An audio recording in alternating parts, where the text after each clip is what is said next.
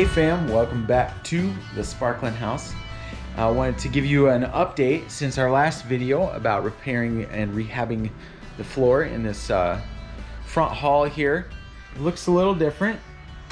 We have successfully went ahead and put in all of these sections and finished pulling up the flooring up here. If you recall, this section still had flooring on it.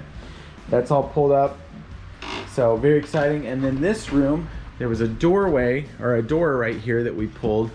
That room is now emptied out. We had a bunch of storage in here before, you might recall from the last video. And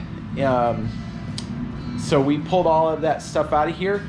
And now we have these amazing pine floors, beautiful floors. And for the most part, they're actually in really good shape. Obviously, they need sanded and refinished. But overall, the wood's in pretty good condition. It looks pretty. And there's a couple things that are going to need to be rehabilitated at some point. For instance, over here, there was a grate or something that was cut in here. But for right now, it's a floor. And so we're going to leave that. And then this is new flooring for this front hall.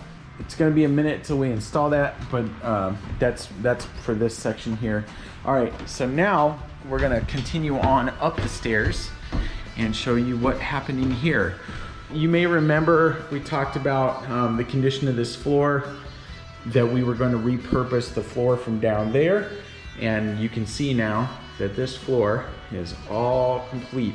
So you may remember we talked about that there was a hole from a sink right here, that's gone. A hole from a toilet, that's gone. A hole from a shower right here, that's all gone. And there was a big hole right here for some plumbing, and that is all gone. So give you a full shot perspective here. We were able to relay the entirety of this section with the flooring that we reclaimed from down below, and I think it came out pretty darn well. It would be really hard to tell to the naked eye without me telling you that this floor wasn't original. So we also hung this door, and now continuing into here, this is where our master bathroom is going to be, and we kind of had to do a similar process in here. So there was a large hole right here in front of the doorway, and then another hole here that continued across. There had been a sink right here, and then it continued on over. They had cut a run in there that had been removed, but there was a damage in the floor.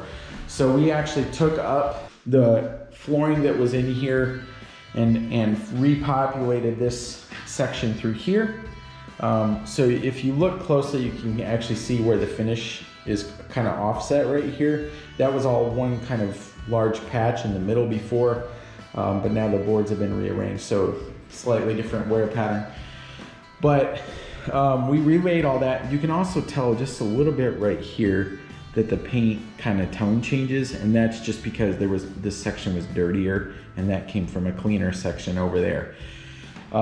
So we relayed all that, and then this section right here came from our old bathroom on that side of the house, which, well, it's a new bathroom now. It had also been a kitchen, and this flooring came from there. So we saved that when we redid that bathroom in there and relayed the subfloor, and we were able to reuse it here.